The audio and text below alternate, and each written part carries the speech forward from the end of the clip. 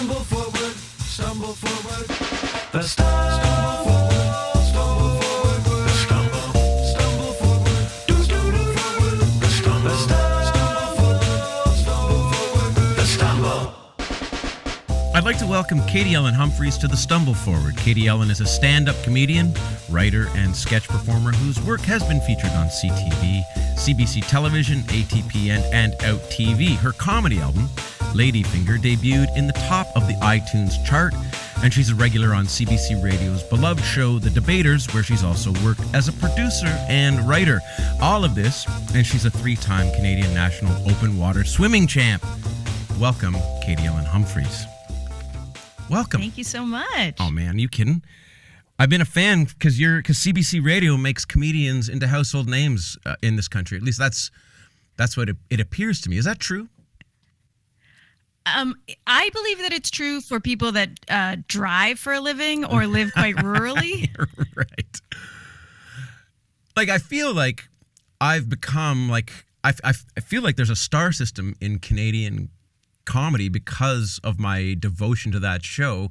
My sense is that the reoccurring characters on The Debaters are like a team of almost millionaire comedians in Canada. How does it work? Def. How does the Debaters stuff work? It must be fun to do. It's so fun to do. It's one of the most rewarding things I've done in comedy, for sure. For this reason that you're talking about, that it's really intimate for people to listen in their cars, often with their families, and they get to know you over the years. Yeah, I mean, go ahead. Sorry. I was just gonna, one of the things is we tape it nationally also, so we tape it live across the country, and those live tapings, have a real regional flavor. We cast regionally, and we do topics that'll be current or kind of the area. Mm-hmm. So it's something that is very representative of the entire country, which is a really expansive place. Yeah. I'm interested in comedians. I'm interested in comedy. I grew up in a house, and I say this on the podcast regularly, that, it was a house that really regarded funny people. And I still think that funny people are powerful because funny is just something you can't fake. And I love this meritocratic universe of if people aren't laughing, you're not funny. There's just no way around it. It's pure science. And that gets me really excited about your modality. And quite honestly, there's times where, because much of the music business is about if you're good looking or if you got a good hairstyle. And I think so it's amazing when I see from my perspective what comedians do. It really is, the proof is right there. And that's exciting. Do you live with a sense of that feeling of, I don't know what it feels like to be funny. So you're out delivering that to people. That's a power, isn't it? Laughter is very vulnerable. Yeah. For sure. Because as you mentioned, it's an uncontrolled reaction, right? You don't think, I'm feeling this, I should react in this way. You just do. It's a spontaneous. Yeah. So definitely there's kind of a power in that, or an exchange, but it's real honor for people to be vulnerable like that in front of you. Yeah. And I try to do that also, just in my style of comedy. That's what I'm excited about, because that's kind of the stuff that's, hard to share, or something that makes you feel shame is what makes me want to make jokes often, right? Because I don't want to feel that shame. You're like, that's an easy way or the quickest way for me anyway, to get out of it. And then when I share that with someone, if they also laugh and you're like, oh, you felt the same embarrassment that I felt, and now we're sharing it in this place where we're like, oh yeah, being alive is weird. Being alive is weird. It's interesting. I love that you said that it's an honor to share that space with people who are submitting or acquiescing to that vulnerability to laugh. And it's funny, I had a thought the other day I shared with my wife, Jenny, who you met on the internet here. about about liking things in front of your friends, like being unafraid to like things in front of your friends, you know. Listening to you and listening to some of your interviews that I've gone through, I feel like you and I have a kinship that I'm guessing. I think that you're a high achieving, people pleasing type person. And I kind of wonder. I mean, if you want me to be, I am. What do you mean if I want you to be? You are. Or just whatever. Yes, for sure. Whatever. Is there a gold star to be had here in this interview? Because I want it. Yeah. No, my wife accuses me of being raised on praise, which is why. Ooh, yeah. Yes. I know Ernest Hemingway said that we should be working without the expectation of applause, but I find that to be utterly pointless. Why would we be working if there was no applause at the end of it? Have I characterized you accurately? I'm just getting a general vibe that you and I might share a few things in that way in common. Yeah, certainly. I mean, I'm working really hard on my people pleasing tendencies. I just this summer I launched a new solo show. It's called No Worries If Not, and it is all about my history as a pathological people pleaser. Mm-hmm. I also, I'm driven that way, people pleasing, high achieving, of course, coming out of high level athletics as a kid. And all of that is also, there's like this kind of, I think like Protestant work ethic thing. Like if it's not hard, you're not good. Yeah. It's one of the several things I wrote down to discuss because I feel like this might be our entryway into something unique to chat about. Is this whole thing is I'm not sure how old you are. I'm 48, and I'm in that point in my life where I'm looking to jettison some of the things that are the most cumbersome aspects of my personality that I'm just sick of carrying around. The people pleasing thing is one of them, and I'm not entirely sure it's done any favors for my career. What do you think? Yeah, I mean, one of the things I'm wrestling with it, and one of the big themes in my show, is how deeply dishonest people pleasing is, right? Because it's not authentic to what I want or feel or who I even am. You're kind of twisting yourself into a pretzel to fit whatever shape you think is the right one for that minute, instead of just showing up authentically as yourself and expecting others to do the same, and finding those connections where they actually are, instead of like trying to manufacture ones to turn yourself into whatever someone you think wants you to be. Yeah. So what, the dishonesty is that you're not being yourself at 100% when you're in that mode of action. Yeah, and for me, I think it's actually a way to, that really hits when you say not be yourself, because it's actually a way to not be, to like erase myself, right? To focus on others' needs and to kind of get out of myself and try not to exist in general, and be like, it seems like you have a real terrible problem. Let's focus on that. Let's pour all of our collective energies into that, and I won't have to do any of the hard work of figuring out who I am or what I like or what I need, because it's really scary. Were your parents pushy? Like, I know that you sort of there was an inevitability in you becoming a swimmer because that's what the family did. It sounded like there were other, potential high achievement options available, but your parents were more or less just looking to make one trip to the pool and drop the whole bunch of you off. So for sure. Were they pushy though? Was this a don't come home unless you win it, or how did it work? It's definitely not don't come home unless you win it, but certainly don't come home unless you gave it everything that you have. And nothing wrong with that, in my opinion. Yeah, I mean, it taught me a great work ethic, but there's also an emphasis on or an inability in my family to relax. Like, the only form of therapy that anyone in my family has ever pursued is like chopping wood. Right. And when we switched over the home from a wood stove, everyone's just at a loss now. I don't know what to do with this energy. Yeah.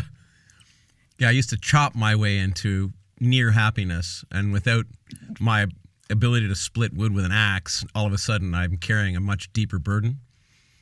Yeah, or at the very least, I don't know if we work ourselves towards happiness, but we definitely work ourselves to exhaustion.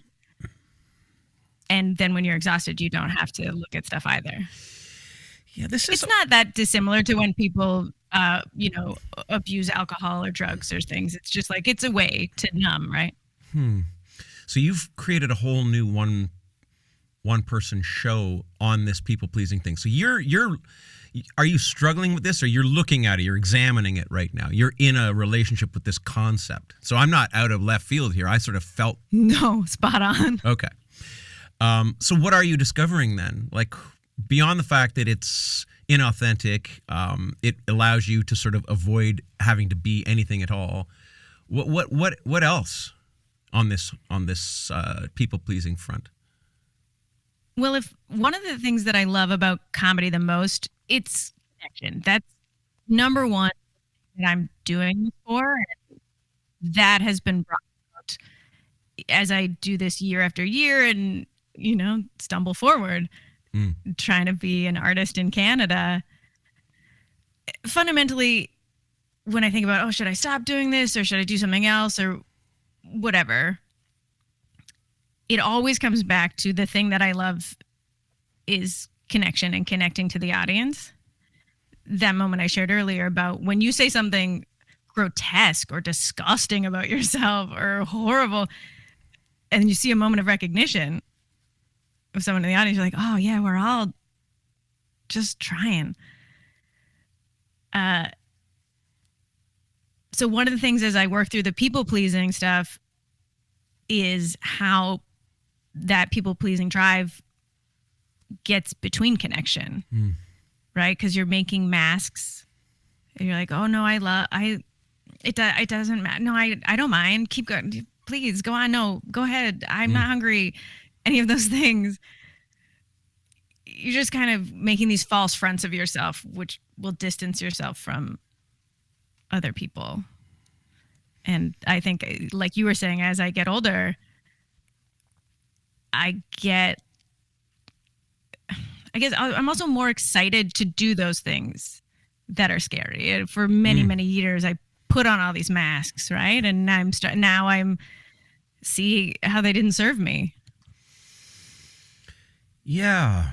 I feel like there's a lot of directions I would like to go from this idea because, firstly, I'd like to know what a comedian dreams about in terms of what does a successful career look like. So maybe we'll start there, and we're going to come back to this people-pleasing thing because I'm interested in what a people-pleaser achieves by pleasing in the kind of entertainment landscape that you and I live in. So what does a Canadian comedian dream of? I feel like the rock and roll dream is easy. It's like it's everybody. If you got a poster in your thing, there's a guy with a guitar, and that's what I want to be one day. But the comedy thing seems. I'm trying to understand what the dream is. Yeah, me too.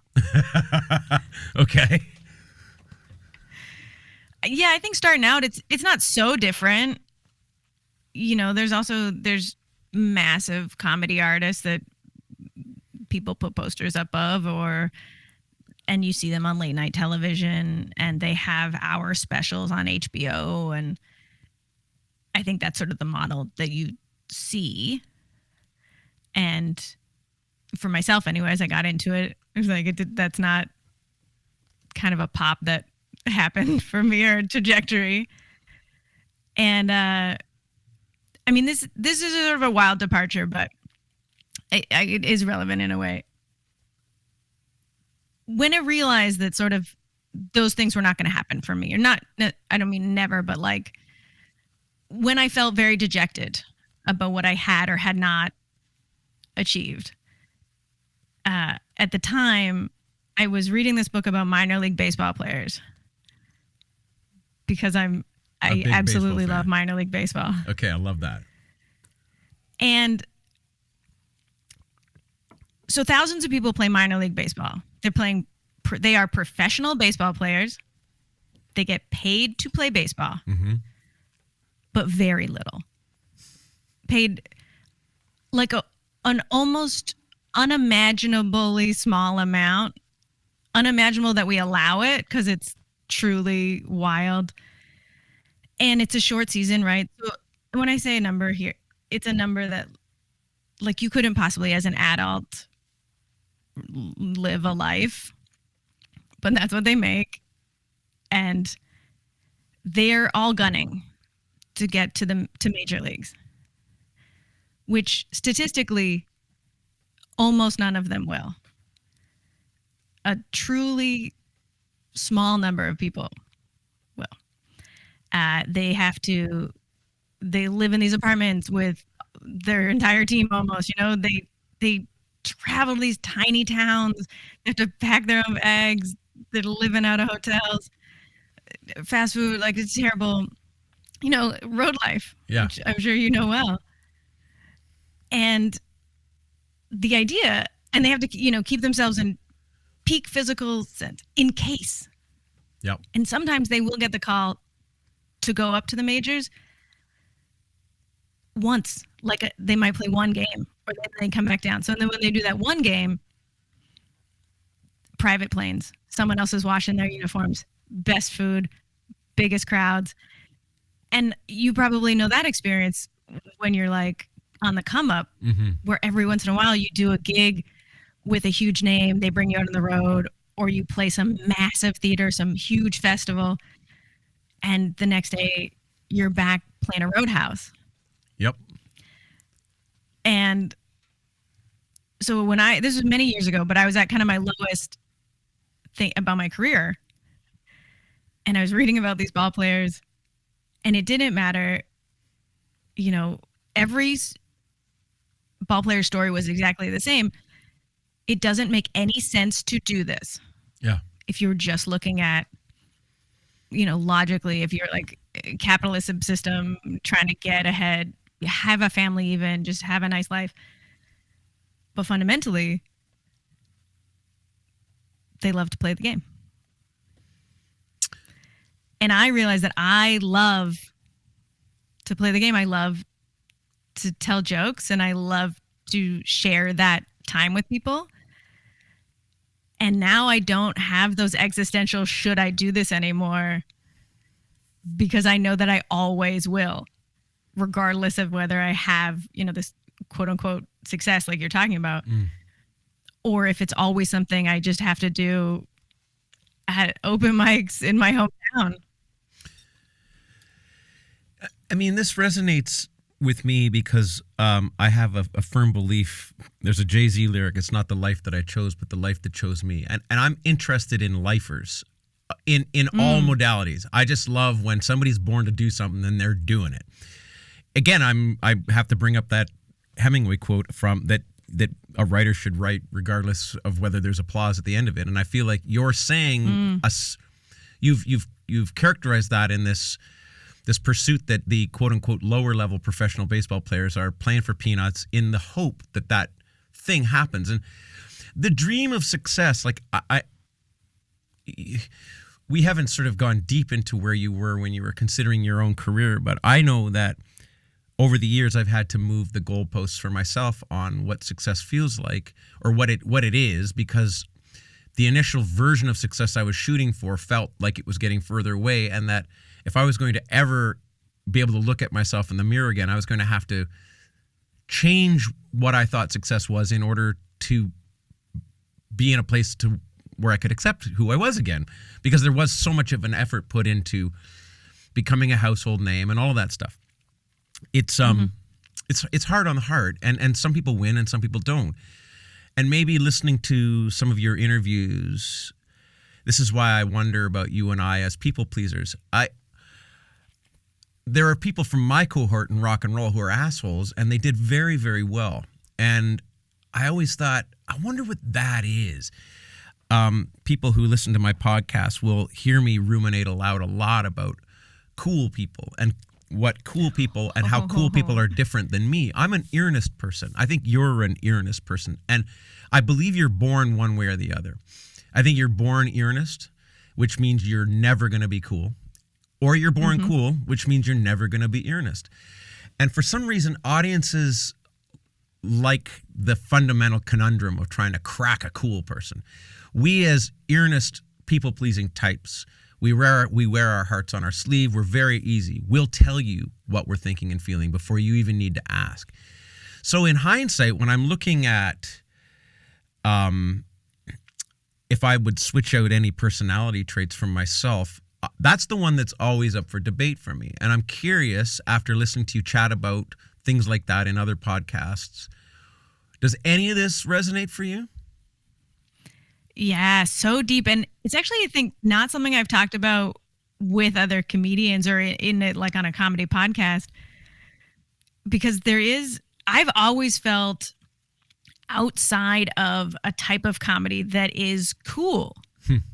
Which is also so funny because comedy is fundamentally not cool. Yeah. I mean, I know there are people who are considered cool who are big deal comedians, but if you really think about what they're doing, I mean, we do show and tell for a living. It's like, it's not cool. But there is an aspect where there's a lot of cool posturing and I think, and distancing, like you say. Like, yeah, they're these cool, and it's like, it's a type of comedy that often is, to me, quite cruel. It's an angry, and that happens to garner a certain amount of prestige. And I can't do it. It's also, one of the things I struggle with in comedy the most is that absolutes are funny and nuance is tough.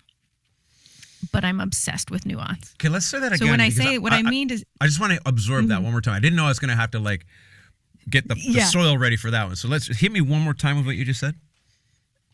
I said that absolutes are funny. Yep. And nuance is tough. Okay. So when I say like, public transit is the worst. People are like, yes. Right. And they'll jump on like, I want to hear about why it's the worst. Or if I say public transit is the greatest thing, and I tell you all the reasons why. Both of those things are really fun. It's not very fun to be like, you know, public transit has a lot of merits and it's great to be in a city where you can get around economically, but also sometimes it's gross or hard, or the buses don't run in the snow, or like too much, right? That's not fun. Right. You can't jump in and be like, I'm on board, I get the concept. But I live in the gray area. I always want to caveat everything I say, which is not funny. You know, like it's not as good as being like, man, yeah, my girlfriend sucks. And I was like, yeah, that strange I've never met does suck. Instead of being like, relationships are, I mean, I have my own problems. Yeah. This is interesting. Obviously, you know Colin Quinn, comedian Colin Quinn. Yeah. He's done some amazing theater in recent years, produced by Seinfeld. And I saw an interview about one of the shows he did. I think it was like the history of New York or the history of the U.S. And and in that interview, he said that the specific is the universal. And I melted into a pool and then reassembled myself with this thought, because as a songwriter, especially if I'm writing songs for other people or in one of those situations where I'm in a co-write and the idea is that I'm writing a song for, you know, a celebrity or whatever. That stuff rarely lands, but we still do it. Like those poor baseball players. Sure, or like taking a corporate gig. That's You're right. Like, yeah, You guess. just got to do it. The chances of it working out are very low. But I know in those sessions, there's a lot of low-hanging fruit lyric options that are reached for. There's some like, there's the, well, what do we need to say that's going to appeal to everybody type conversation. And hearing Colin Quinn say that the specific is universal changed the way I wrote forever. And the more specific I got, the more I did feel like I was finding people and resonating with them at a deeper level. The hey, telephones, folks, am I right? Telephones, like that thing. Maybe I'm not interested in that either. And maybe we can look at the fact that, let's say that you and I both aren't millionaires and household names, that I also have a fundamental interest in nuance. I've always written about the little things. That's what's most interesting to me about humans in general. The large moments are pretty average, really. It is how you toddle along through the moments in life where you feel like you're not being observed. That's what's interesting about everything, about being human to me. That's where the good stuff is. So do you think that your brain is wired in some ways to talk about things that might not have that general appeal? Like, are you sort of maybe meant for somebody who sits in a mindset that is more like you? Or what's the code on this? Are you going to crack something different that's going to blow it wide open? Is this any of this resonating? I mean, I am finding, even just from this summer doing the solo show, I brought in a lot of people who were excited to see a comedy show, but who I know wouldn't come out to a stand-up club. And I think that's one of the things that's tough about comedy. It surprises me that comedy still isn't genred in the way that music is. Yeah. It's just comedy across the board. And you go to a stand-up show, and it could be anything. It could be, a soft-spoken person doing one-liners. It could be a clown. It could be Dave Chappelle. It could be, they're all at the same label. Right. It's just comedy. And so stand-up comedy clubs particularly, I think have, for a lot of people, they have almost, I don't want to say seedy, but there's like, it's a late night, it's a drunken, it's a type of experience that these people coming out to this theater show they wouldn't buy a ticket to. Mm-hmm. I mean, I often think about this. I've talked about this with Ivan Decker, who I'm sure you're pals with. He and I have talked about you. Mm-hmm. I've had him as a guest on the podcast. Although, as you and I speak today on November the 2nd, 2023, we haven't aired his episode. But we've walked around this subject a bit as well. What's weird is, as a fan of comedy, it never dawned on me that you could go out and see live comedy. Like, it's always been very interesting to me. You're right that within music, the buying a ticket to see the person live when they come to my town aspect it's almost ingrained in us. It's like I was born with the instinct to know that's what you're supposed to do. I wasn't born with the instinct to know that if you're interested in laughing on a Thursday night, that there's a place you can go to do that. I can't understand the disconnect. And quite frankly, when I've talked to Ivan or other comedians, trying to understand what is the goal in comedy, like what are you all shooting for, and why does it seem like there's no pathway to creating mid-level comedic celebrities that can tour in the way that a mid-level music artist like me can kind of tour and have a career. I'm trying to understand why those two things haven't crossed. Why you haven't decoded that in the comedy community? Do you have any sense? Does this conversation happen in comedy between people who do it, going like, how do we do this? How are we going to make this connection? How can we fill a room? Like, I mean, we don't talk about it a ton. I think it is a little bit of this, like, watering down the product thing, is that, like, nobody who buys a ticket to a Huxley Worksman show is going because they're just like, I just love music. Right. I love all any kind of music. I mean, Yes. maybe. Right.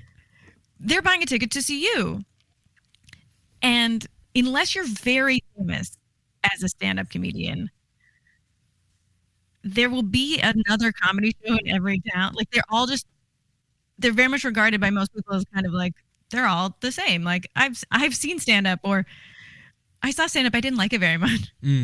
if you saw a band you didn't like, you never be like, live music's not for me. But if you go to a show, and it's not uncommon for it to be not for you, comedy's pretty subjective, and there's a wide range. But let's say if you're a queer person, you go with your partner to a show, and it's just a random stand-up show, and there's an amateur comic that's pretty new maybe, and they it's a straight person who you don't feel a kinship with, and they maybe do some crowd work with you that's gross and you feel put on the spot or like just kind of unsafe, you're not going to go back to you're not going to take a chance. Leaving your house is so hard. Going to something, Yeah. TV's so good. Yeah. Money is tight. You can't take a risk that you're going to go out, spend your whole night on a thing that's not fun. And so it's kind of it's a story problem where like stand-up is stand-up is stand-up is stand-up. Like Ivan Decker, who you mentioned, the precision in this kid, like some of the best writing, I don't know a person who wouldn't enjoy Ivan.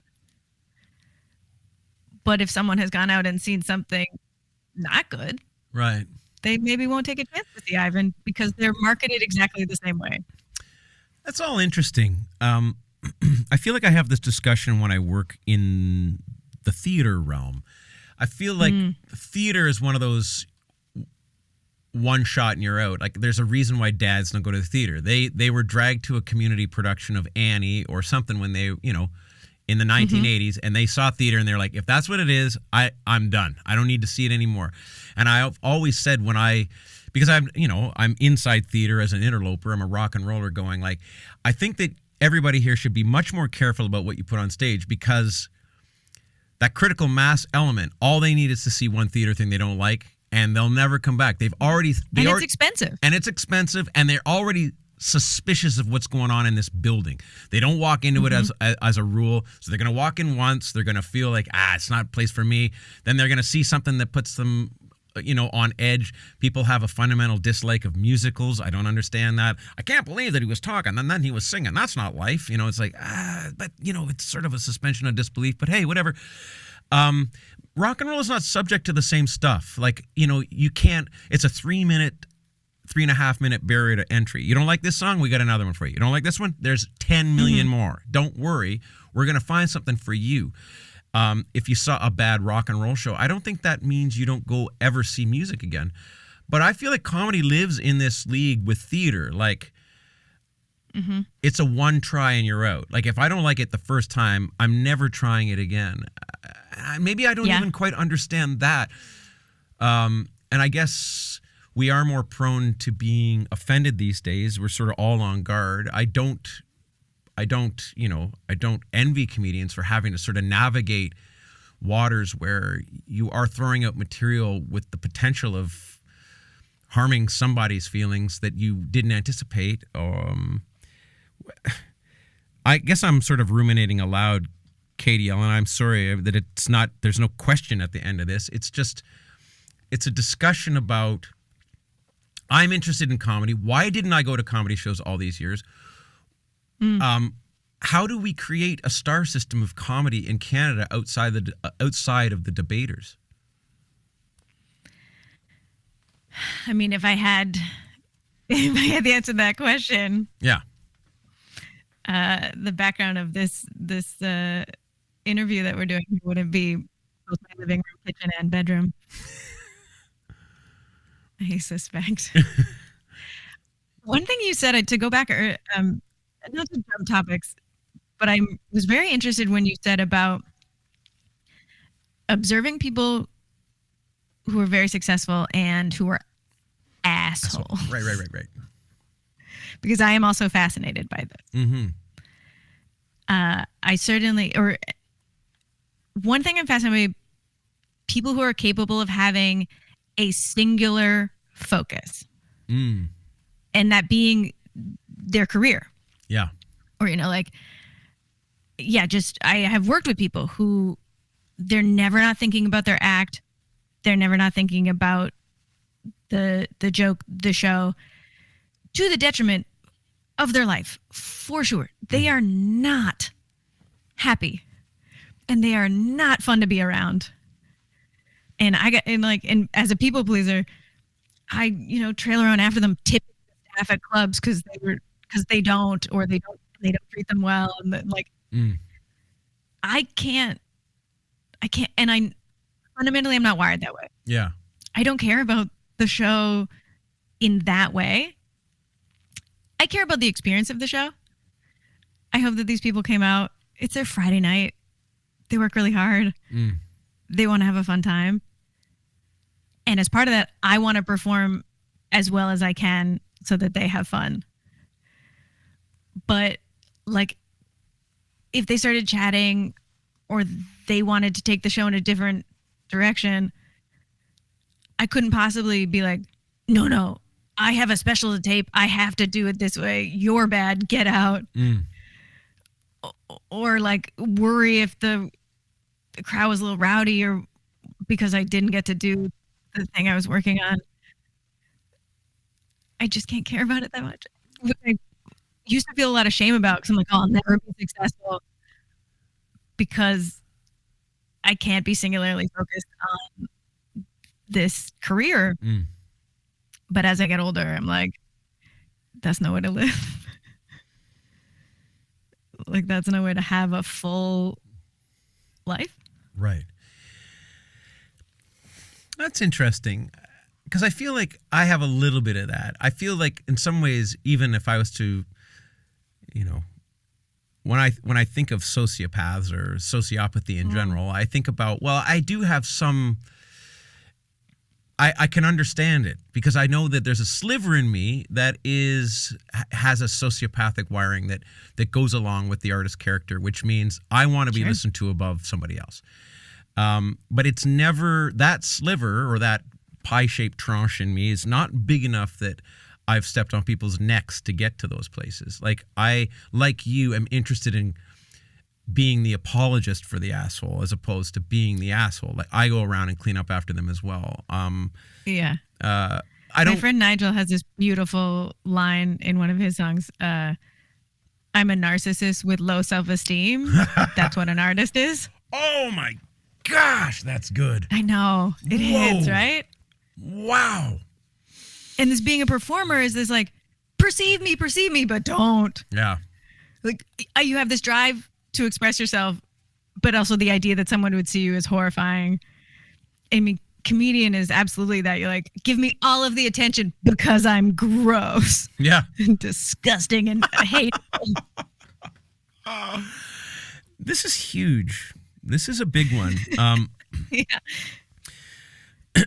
I have always dreamed that my ideal state, and in some ways becoming famous allows you this, is to do my job and then to be picked up off the stage and put into a box so that I don't have to affect anybody between shows, because I'm very cognizant of the size of my energy, the size of my body, the size of my voice. I'm cognizant that I take up space, and probably due to some hiccups in my upbringing or whatever. I'm very self-conscious of the space I take up, despite the fact that I still take it up. And so there are days where I'm like, wouldn't it be nice if I could just be put in a box so that I'm guaranteed to not affect anybody, positively or negatively? Because at least when I'm on stage, I'm nearly in full control of that experience. Again, all of this revealing of, I'm sure, just devastating aspects to who I really am when it comes right down to it. Does any of this resonate? I mean, the control piece, that's it, right? Yep. People who are not performers very often have the misconception that we're outgoing. Yeah. You're like, no. Outgoing people, they talk normally in a group. They go to a party. Yeah. Have a nice time. No. I need to know when I speak, there's lights on me. I know you won't speak. And then it's very clear when my turn is over and your turn is. There's not maybe I think the only difference is talented improvisers because they are listening and they're going back and forth all the time. But like solo performers or people that are like frontmen, you're like, yeah, it's all control. I want to control how and when you perceive me. I can't believe in a way that I've never felt as starkly naked in front of this concept of as I do right now. It's not totally gross, is it? It's, at the end of the day, this is part of the equipment to do the gig, right? Like,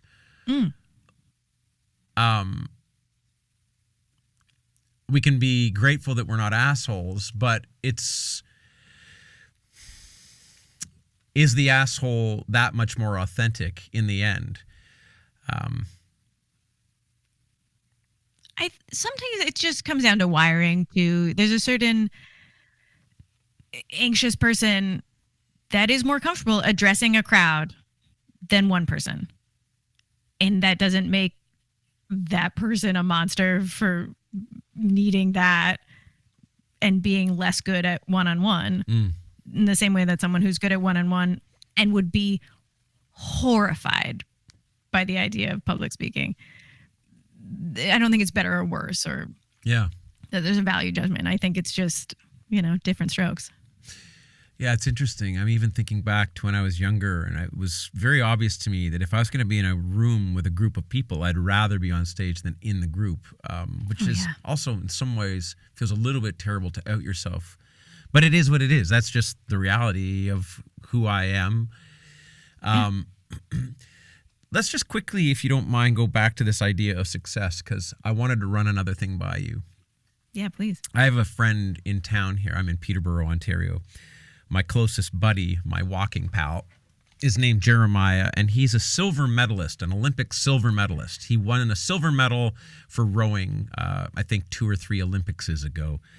And he and I talk a lot about the fact that the culture doesn't seek to celebrate mid-level success, that we only celebrate the greatest success, and that if we sort of got in the habit of seeing and celebrating mid-level success, there would be a lot of it, and it would kind of wake us up to the fact that, like, there's a lot of different ways to succeed in a lot of different businesses. There's being Taylor Swift, and then there's being me. There's all kinds of scale between those two vantage points. But very rarely do we discuss that in the general public. And for a silver medalist, I mean, he's made a great career out of being a silver medalist, but still, it's not a gold medalist. Yet still an extraordinary achievement. I'm sure you could weigh in on it. You've achieved in the field of athletics as well. That's not anything to sneeze at, being a silver medalist. Certainly not. But also, what that person took out of their experience of sport, so much more than this hardware, right? They were given the opportunity. They traveled the world. Yeah. They met people from all these other cultures. I don't know if they were an individual rower or if they were in a crew. Like, they were in a crew. Probably both.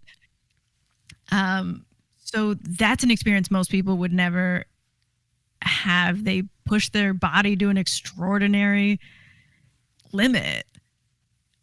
People will say, but did you win? You're like, yes. Yeah. Kinda. At life, I won. Yeah. Yeah. And sport is so funny because we start kids very young. Yep. In sport, because fundamentally what it is supposed to do is teach you a bunch of skills. It's supposed to teach you about cooperation, pushing yourself, physical fitness, working together. Consistency. Yeah. But ultimately kind of what it does is when we start kids, because the system really is still set up for this, like, by the podium, like, own the podium. These program own the podium. That's right. The kids who have natural ability in any particular sport kind of self-select. If you're a bigger kid, you probably end up in like a rugby or something because you're good at it. And it's fun to do things that you're good at. Yep. And the kids who are not going to be on that podium kind of get overlooked. and they either fall out of it because, they weren't that interested, or they don't naturally have the build or whatever. And those kids that are good, a lot of their sense of self will be built on merit.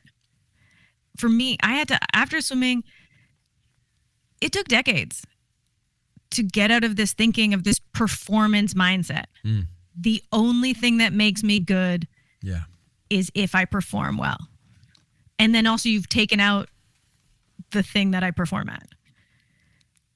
Also wasn't that good at swimming. I'm 5'2". I don't have the build for it at all. Which is why I had to be a marathon swimmer. Because I am stubborn. I'll just keep going. This all makes sense to me. I feel the same. I was achieving at a young age. I was getting recognized for artistic type pursuits from very young. And it is arguably one of the less attractive aspects to my personality that I'm still predicating a lot of my version of self-worth on this achievement thing.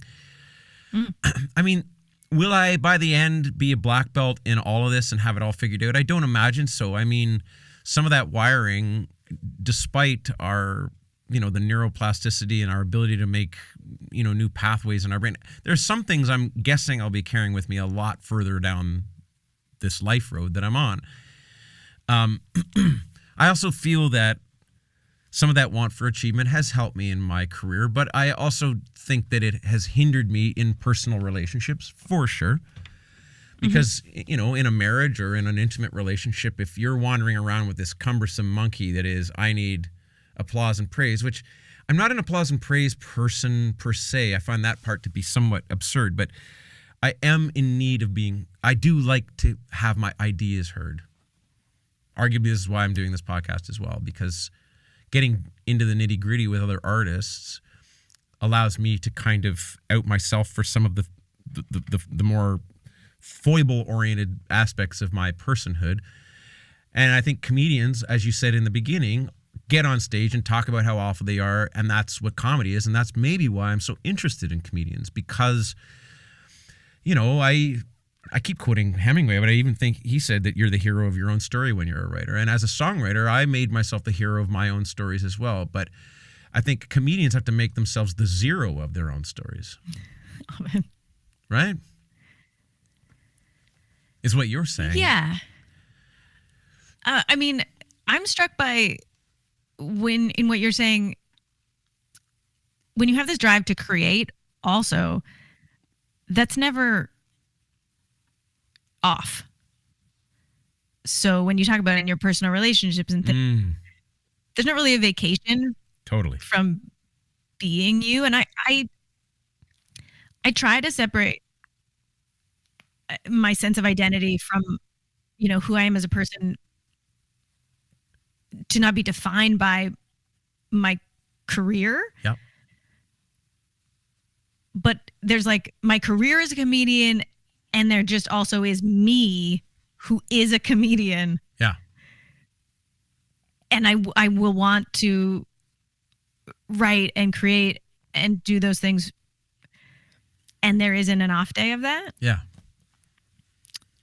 So yeah, it's even if it's not sort of a full-fledged sociopathic drive because I'm trying to play Madison Square Garden, I am thinking every day about everything that's happening, and I am processing in a certain way that could potentially be shared or content or something that I make money off.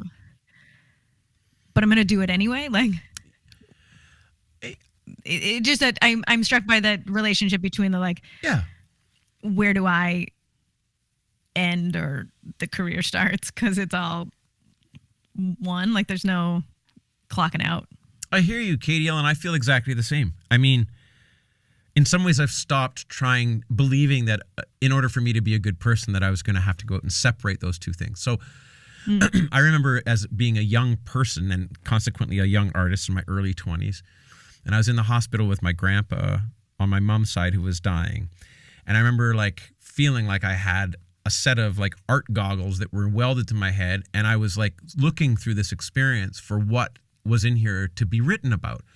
And then caught myself in the middle of like almost like you're some art vulture here at a, with the family surrounding a loved one who's passing away, looking to see what you can derive from it that could be musical, or that there's some sort of concept waiting for you to sort of to milk and bring into a song. And I really, there was a paradoxical feeling, and that duality was difficult because I wanted to be just a grandson, but this artist thing, they're always in the room. And really, it's who I am. This is what I was talking about earlier. It's not the life I chose, it's the life that chose me. This is, and I've heard Seinfeld talk a lot about this, that it is a curse, but it's a beautiful curse. And I think it is a beautiful curse to be living constantly. And this is why I think people like you and I are looking at the nuanced parts of life. Like, if you love life and you're interested in how it ticks along, the moments that most people pass over tend to be where the real excitement is, where people's foibles are on full display. So all of this is I understand all of this very, very well. And I feel like at 48, I've wrestled with this for at least all of my adult life, if not well into my childhood. I knew I was an artist as a kid too.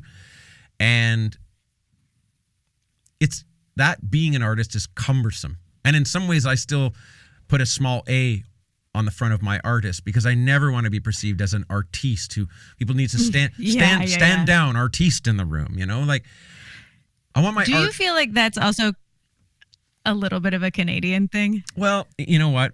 We can go there, and it absolutely is a Canadian thing. It's one of the. It doesn't do much for the Canadian artist to live in that, what I think is often a feigned humility. It's certainly a bred humility, I think. Yeah. That culturally, there's sort of a. Fundamentally, I like that we're a collective culture. Mm-hmm.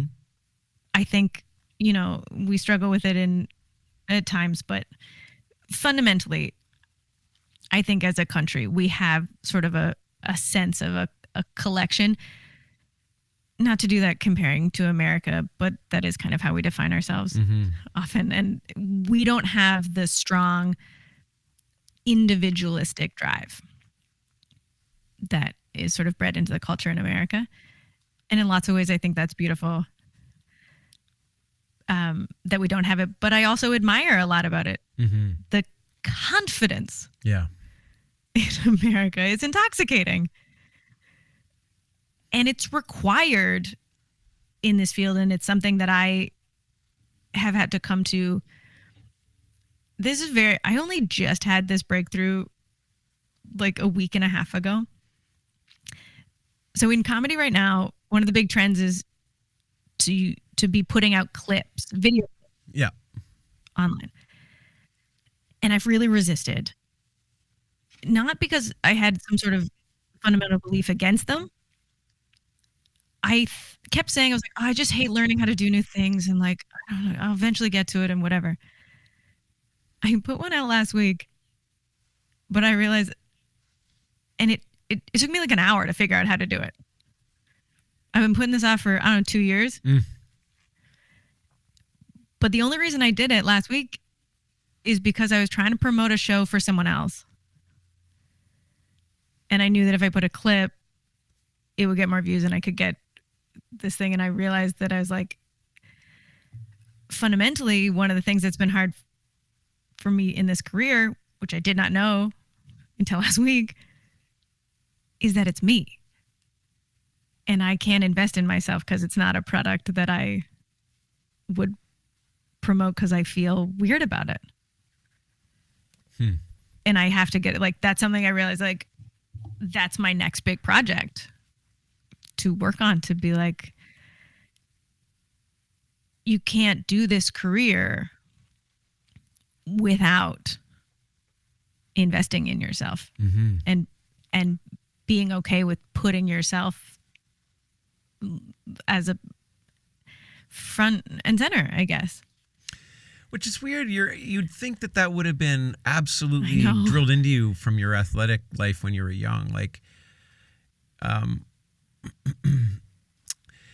mean, I do feel like I wish I was along the way given a few little pointers. Stuff like this, I understand where you're coming from. I don't have that piece, but there are other things that are like part of the Canadian package that come with that piece that you're talking about, that I, as a middle-aged person now, I'm looking back at the route I've taken to where I am and go, man, there was some opportunities missed because I saw Arnold Schwarzenegger give some sort of address at a university, and he talked about having goals. And that was one of the ones and this was recent too, within the last year. I realized, I never had a goal, partly because in Canada, if you show up with a goal like, I want to be rich and I want to be famous, people will be like, well, that doesn't happen here, and we don't like people who say that kind of thing. So consequently, having a goal is anti-Canadian because we sort of it rankles our tall poppy thing. Like, why do you have a goal? Like, what makes you such a big deal to have a goal? And I realize it's one of my biggest career failings is I never had a goal, partly because I was afraid to share my goal if I had one. I think you're also, we're similar in age. You're just slightly older than me. And I think you also were subject to just that awful 90s thing where the worst thing you could possibly do is show effort. Yeah. Or care about something. Right? That was like just antithetical to the culture at the time. It was the whole sense of masculinity, and there's a ton of stuff around it. But a huge part was like, I mean, I don't care. Okay, I don't want.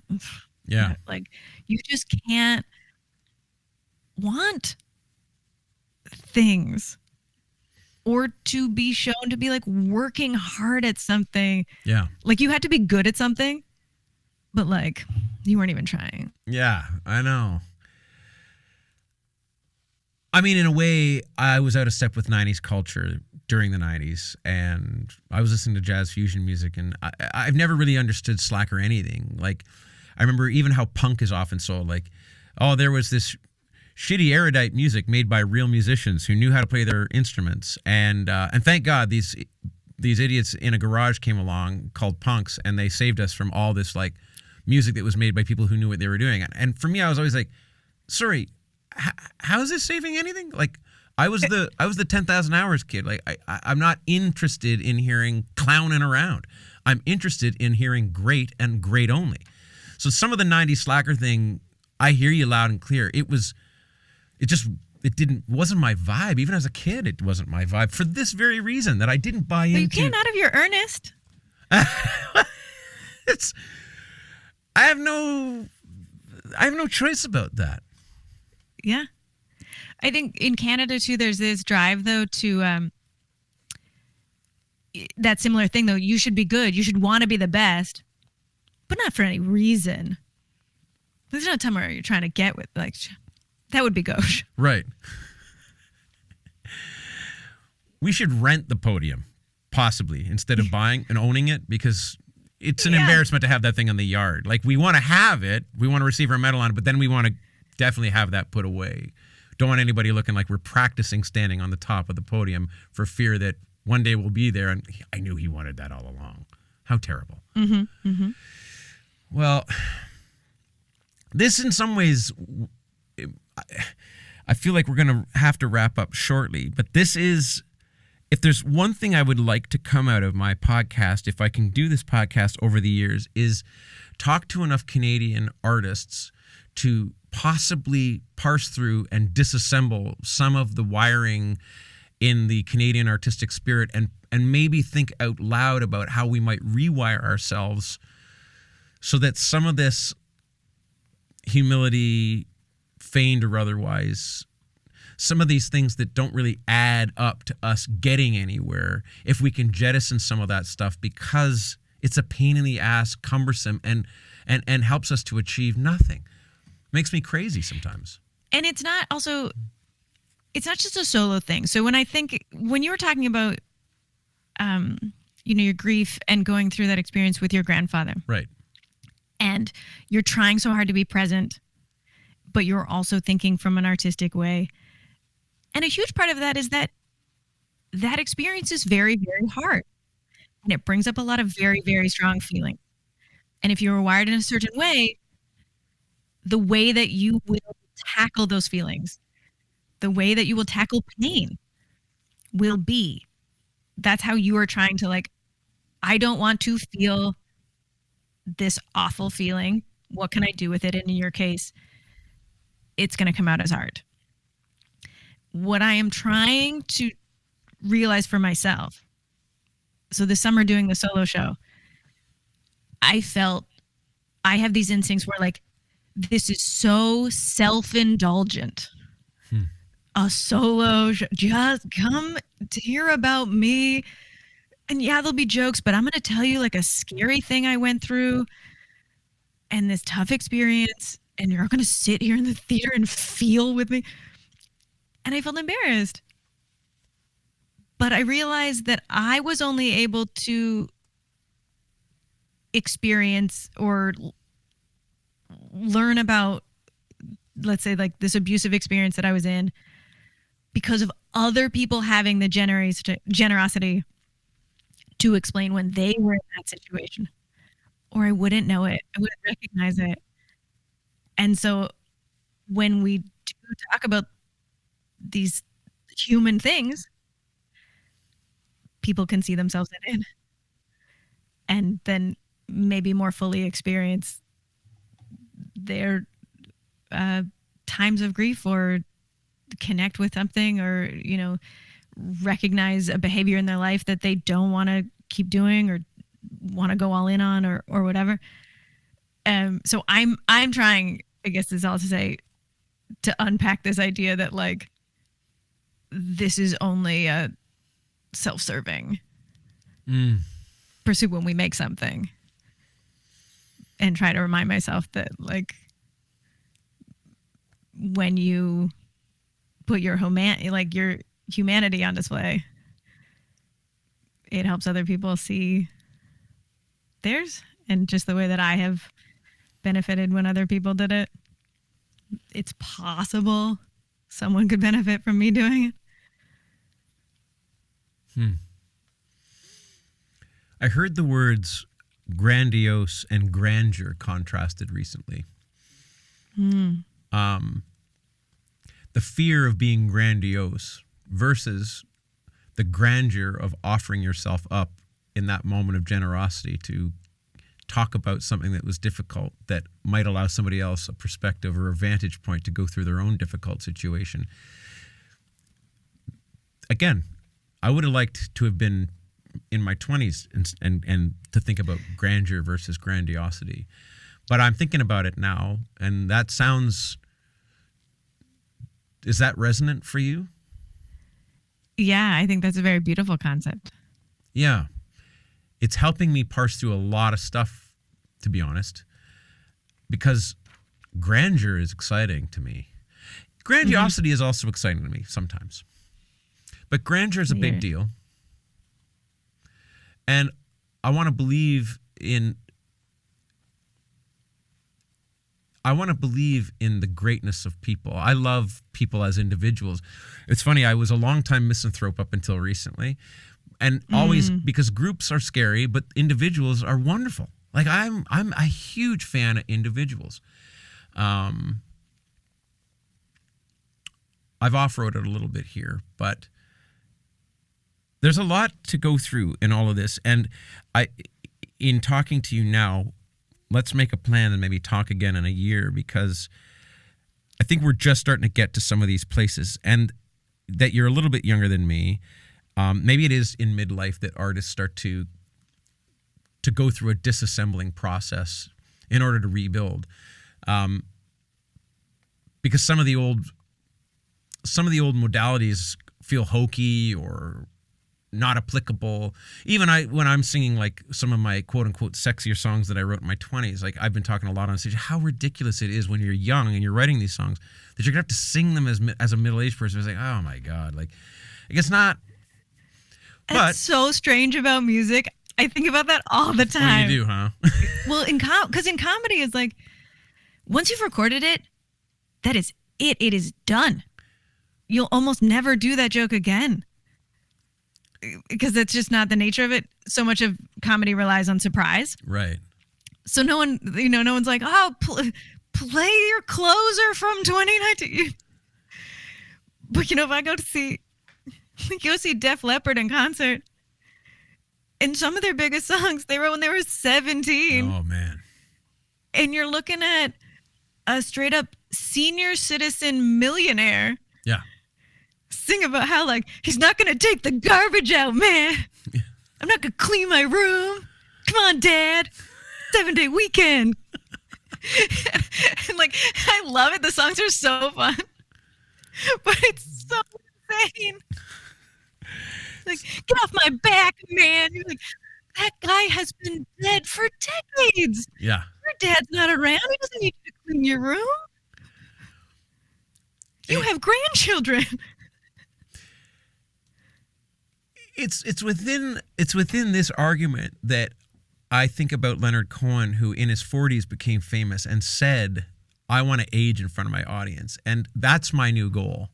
I'm interested in aging in front of my audience for this very reason, because rock and roll is a compartmentalized art form that's meant to celebrate teenage angst, and you're supposed to fall in love with the music you're going to listen to for the rest of your life in 4 years, between 18 and 22. That's when the records you're going to listen to for the rest of your days. That's when you're going to discover those artists. And it's not inclusive of what happens to an artist or anybody as they age. And I think it's an honor in a way to continue to be making art as I get older. And I'm sure you feel the same, because it isn't sex and farts anymore. I mean, there's plenty of that. Well, there's plenty of farts.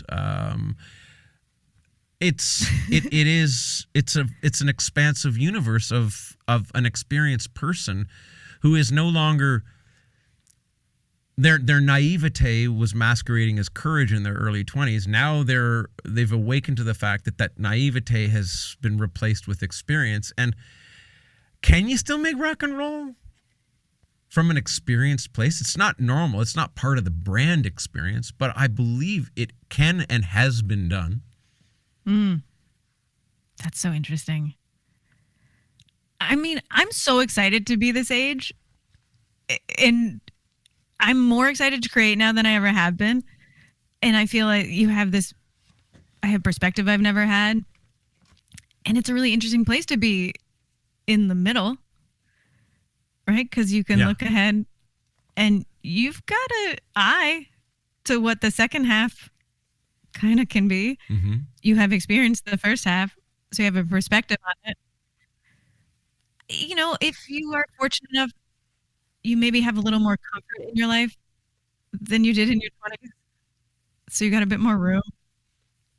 And yeah, I just think it's a really exciting place to be creating from. Now, that's generous. It's like, that's how the age I am. So it's cool that I'm like, it's the best age you could be.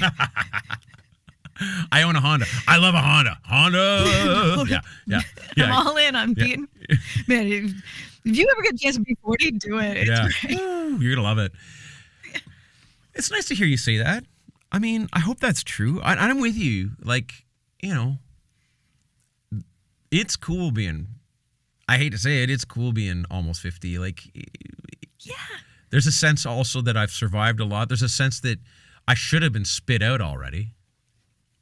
For sure. Like, the culture should have spit me out when I got Funny Looking, which was not shortly thereafter. I was in my early 20s, and it's like, no, this is all very, very fascinating. Katie-Ellen Humphries, let's leave it there if you're okay with that. Yeah, absolutely.